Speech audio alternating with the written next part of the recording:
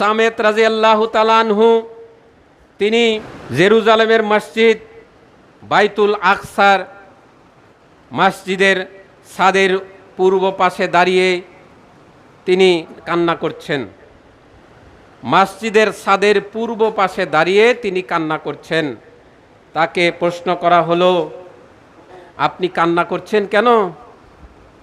তিনি বলছেন যে এই জায়গা থেকেই নবী সাল্লাল্লাহু আলাইহি ওয়াসাল্লাম আমাদেরকে জানিয়েছেন জাহান্নাম অবশ্যই আছে, এই কথাটি আমাদেরকে জানিয়েছেন। জাহান্নামের খবরটা নবী সাল্লাল্লাহু আলাইহি ওয়াসাল্লাম এখান থেকে আমাদেরকে প্রদান করেছেন। সুবহানাল্লাহ। এই জন্য জাহান্নামের ভয়ে সাহাবী কান্না করছেন। সুবহানাল্লাহ। জাহান্নামের ভয়ে সাহাবী কান্না করে দিচ্ছেন। আয়েশা রাদিয়াল্লাহু তাআলা আনহা তার ভাতিজার সাথে একটু তর্ক হলো। তিনি বললেন, ভাতিজাকে তোমার সাথে আমি আর কথা বলবো না, অনেক দিন কথা বলা বন্ধ। এরপরে তিনি জানলেন যে 3 দিনের বেশি কোনো মুমিন অন্য মুমিনের সাথে কথা বলা বন্ধ রাখতে পারবে না। 3 দিনের বেশি কথা বলা বন্ধ রাখতে পারবে না। যখন এই হাদিস তিনি জানলেন তখন তিনি কান্না শুরু করে দিলেন এবং ভাতিজার সাথে কথা বললেন। মৃত্যু পর্যন্ত যখনই তার এই কথা স্মরণ হতো তখনই তিনি কাঁদতেন। সুবহানাল্লাহ। তখনই তিনি কাঁদতেন যে তিনি এই পাপ করেছিলেন, তিনি কথা বলা বন্ধ রেখেছেন। সুবহানাল্লাহ। আমরা কত বড় বড় অন্যায় করি, কিন্তু সেগুলাকে আমরা কোনো পাত্তা দেই না। মনে হয় যে মাছির মতো, একটু বাতাস দিলে মাছিটা দূরে চলে যাবে। আমরা বড় বড় পাপকে তেমনই মনে করি, অথচ আয়েশা রাদিয়াল্লাহু তাআলা আনহা তিনি এই একটি পাপকে তিনি মরা পর্যন্ত মনে রেখেছেন। সুবহানাল্লাহ। তারা আল্লাহ সুবহানাহু ওয়া তাআলাকে কি পরিমাণ ভয় পেতেন।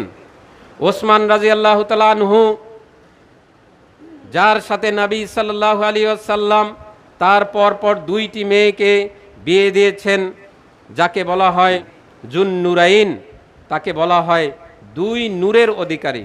সেই ওসমান রাদিয়াল্লাহু তাআলা আনহু যখন কোনো কবরের পাশ দিয়ে যেতেন তিনি কান্না করতেন। কান্না সাধারণ কান্না নয়, এমনভাবে কাঁদতেন যে তার দাড়ি ভিজে যেত কাঁদতে কাঁদতে। লোকজন অবাক হয়ে জিজ্ঞাসা করত, ওসমান, আপনি যখন রাসূল সাল্লাল্লাহু আলাইহি ওয়াসাল্লামের কাছে থাকেন, জাহান্নামের আলোচনা শোনেন, তখন তো আপনি কাঁদেন না, কিন্তু কবরের পাশে আসলে যে আপনি এত কাঁদেন। ওসমান রাদিয়াল্লাহু তাআলা আনহু তিনি বলছেন, ইন্নাল কবরু আউয়ালু মানজিলিন মিন মানাজিলিল আখিরা, নিশ্চয়ই কবর হচ্ছে প্রথম ঘাঁটি। এই কবর থেকে যে নাজাত পাবে, কবরের শাস্তি থেকে যে বেঁচে যাবে, সেই মৃত্যুর পরের যে আরও ধাপ আছে সেগুলো থেকেও সে বেঁচে যাবে। সুবহানাল্লাহ। তাহলে কবরে যে আটকা পড়ে যাবে, পরবর্তীগুলো ধাপ তার জন্য আরও কঠিন হয়ে যাবে। তাহলে কবরটাই হচ্ছে প্রথম ঘাঁটি, এখান থেকেই বাঁচতে হবে। কবরের শাস্তি থেকে বাঁচার চেষ্টা করতে হবে, যার ভয়ে ওসমান রাদিয়াল্লাহু তাআলা আনহু কাঁদছেন। এই কবরকে আমাদেরকে ভয় পেতে হবে। রাসূলুল্লাহ সাল্লাল্লাহু আলাইহি ওয়াসাল্লাম মৃত্যু শয্যায় একদম অসুস্থ, বিছানা থেকে ওঠার শক্তি নেই।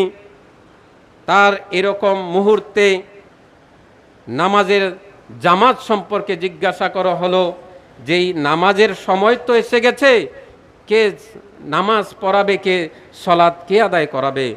নবী সাল্লাল্লাহু আলাইহি ওয়াসাল্লামকে জিজ্ঞাসা করা হলো। তিনি বললেন, আবু বকরকে বলো, সে নামাজ পড়াবে, সে সালাত আদায় করাবে। আয়েশা রাদিয়াল্লাহু তাআলা আনহা বলছেন, আবু বকর তো অনেক কোমল হৃদয়ের, তিনি যখন কোরআন পড়েন তখন তিনি অনেক কাঁদতে থাকেন। নবী সাল্লাল্লাহু আলাইহি ওয়াসাল্লাম বললেন, তাকেই বলো, সে সালাত আদায় করাবে। আয়েশা রাদিয়াল্লাহু তাআলা আবার বলছেন, ইয়া রাসূলুল্লাহ, আবু বকর রাদিয়াল্লাহু তাআলা অত্যন্ত কোমল হৃদয়ের, তিনি যখন কোরআন পড়েন তখন তিনি অনেক কাঁদতে থাকেন। কাঁদতে কাঁদতে তিনি অস্থির হয়ে যান, তিনি কিভাবে সালাত আদায় করাবেন। রাসূল সাল্লাল্লাহু আলাইহি ওয়াসাল্লাম বললেন, তাকেই বলো সে সালাত আদায় করাবে। পরপর 3 বার বললেন। 3 বারই রাসূল সাল্লাল্লাহু আলাইহি ওয়াসাল্লাম বললেন, আবু বকরকে বলো সে যেন সালাত আদায় করায়। সুবহানাল্লাহ। ছিল আবু বকর রাদিয়াল্লাহু তাআলা আনহু, যিনি কোরআন পড়লে কাঁদতে কাঁদতে অস্থির হয়ে যেতেন। সালাতে দাঁড়িয়ে কোনো আযাবের আয়াত আসলে তিনি অস্থির হয়ে যেতেন। কাঁদতে কাঁদতে তিনি তার চোখ ভিজিয়ে ফেলতেন এবং তার দাড়িকে ভিজিয়ে ফেলতেন। এভাবে তিনি কান্না করতে থাকেন, খুব অস্থির হয়ে যেতেন। ওমর রাদিয়াল্লাহু তাআলা আনহু এত ইসলামের জন্যে যুদ্ধ করেছেন, এত শক্ত হৃদয়ের, কিন্তু যখন তিনি সালাত আদায় করাতেন তিনি এত কাঁদতেন যে তিনি অসুস্থ হয়ে যেতেন। লোকজন তাকে যেত দেখতে, এই ওমর রাদিয়াল্লাহু তাআলা আনহু অসুস্থ হয়ে গেছেন। সুবহানাল্লাহ। এত পরিমাণে কাঁদতেন। তিনি যখন এশার সালাত আদায় করাতেন, ওমর রাদিয়াল্লাহু তাআলা আনহু সূরা তুর পাঠ করছেন, ওয়াত্তুর কিতাবিম মাসতুর ফি রাক্কিম মানশুর ওয়াল বাইতিল মা'মুর ওয়াস সাকফিল মারফু ওয়াল বাহরিল মাসজুর ইন্না আযাবা রাব্বিকা লাওয়াকি মা লাহু মিন দাফি'।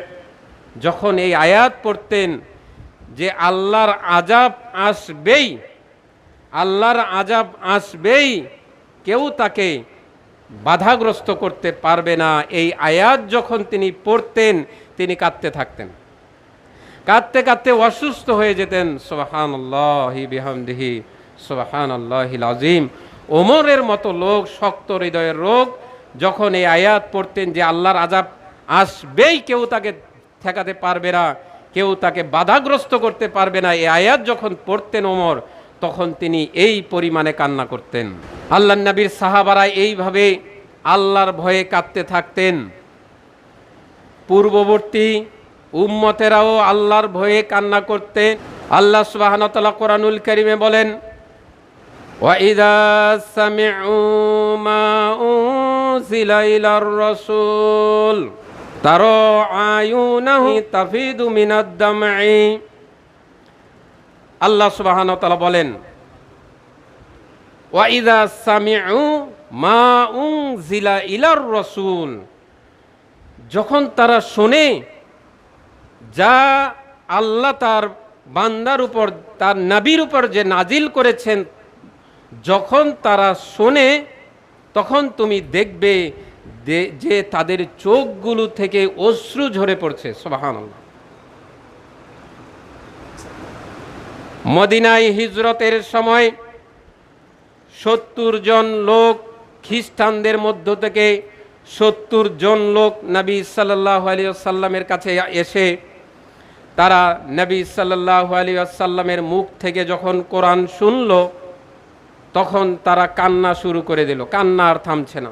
একটি ছোট্ট বাচ্চা, তার মা তাকে রেখে এক জায়গায় গেছে, তো সে খুব কান্না করছে, তাকে কোনো কিছু দিয়েই তার কান্না থামানো যাচ্ছে না। বলছে, আব্বু আমার কান্না তো থামে না। 70 জন ব্যক্তি খ্রিস্টানদের মধ্য থেকে এসে নবী সাল্লাল্লাহু আলাইহি ওয়াসাল্লামের মুখ থেকে কোরআন পাঠ শ্রবণ করার পরে তারা এমনভাবে কাঁদছে যে তাদের কান্না আর থামছে না। তারা শুধু বলছে, রব্বানা আমান্না, হে আমাদের প্রতিপালক, আমরা আপনার উপরে ঈমান আনলাম। সুবহানাল্লাহি বিহামদিহি সুবহানাল্লাহিল আযীম। চিন্তা করুন, 70 জন ব্যক্তি একসাথে বলছে রব্বানা আমান্না, অর্থাৎ হে আমাদের প্রতিপালক, আমরা আপনার প্রতি ঈমান আনলাম। সুবহানাল্লাহ। তারা এইভাবে কান্না করছেন।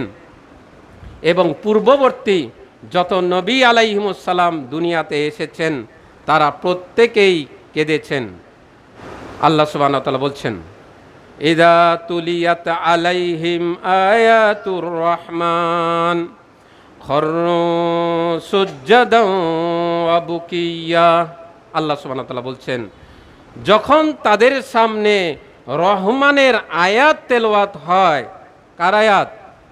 রহমানের আয়াত যখন তাদের সামনে তেলাওয়াত হয়, যখন দয়াময়ের আয়াত তাদের সামনে তেলাওয়াত হয়, তখন তাদের কি অবস্থা হয়?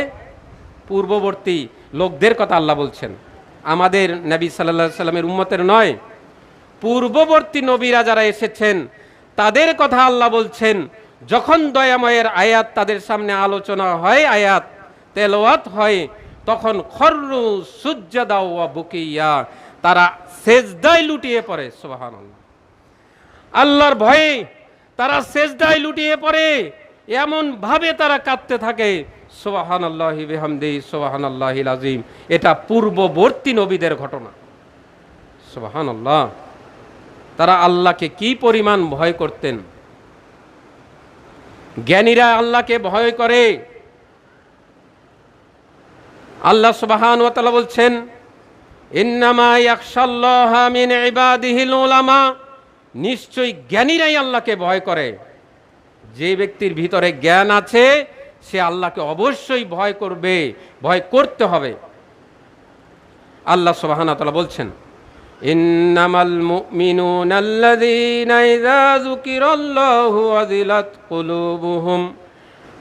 আল্লাহ সুবহানাহু ওয়া তাআলা বলছেন, যখন তাদের সামনে আল্লাহর স্মরণ হয় তখন তাদের অন্তর ভীত সন্ত্রস্ত হয়ে পড়ে। মুমিনদের মাঝে আল্লাহর আলোচনা হয়, আল্লাহর স্মরণ হয়, তখন তাদের অন্তর কেঁপে ওঠে, অন্তর ভীত হয়ে যায়। যখন তাদের সামনে আল্লাহর আয়াত আলোচনা হয়, আয়াত পাঠ করা হয়, আয়াতিহিম যাদাতুহুম ঈমানা, তাদের ঈমান বৃদ্ধি পেতে থাকে। সুবহানাল্লাহ, আল্লাহর আয়াত শুনে তাদের অন্তর ভীত হয়ে যায় এবং তাদের ঈমান বৃদ্ধি পেতে থাকে। এরাই হচ্ছে মুমিন ব্যক্তি, তারাই মুমিন। আল্লাহ সুবহানাহু ওয়া তাআলার কোনো আদেশ চলে আসবে, তখন সাথে সাথে মুমিনরা তারা তা মাথা পেতে নেবে। আল্লাহ সুবহানাহু ওয়া তাআলার আয়াত শুনে তারা ভীত হয়ে পড়বে, আল্লাহ সুবহানাহু ওয়া তাআলাকে ভয় করবে।